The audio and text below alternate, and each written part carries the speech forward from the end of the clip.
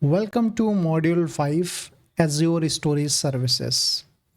In this module, we will see the sections Introduction, Azure Storage Accounts, Azure Storage Redundancy, Storage Services, and then I'll show you how to create a storage blob. Okay. Now, if I talk about this introduction part, in this module, you will be introduced to Azure Storage Services. You will learn about Azure Storage Account and how that relates to the different storage services that are available. You will get to know about the LRS, GRS, RAGRS, right? All these type of redundancy storage accounts you will get to know. Now, what are the learning objective?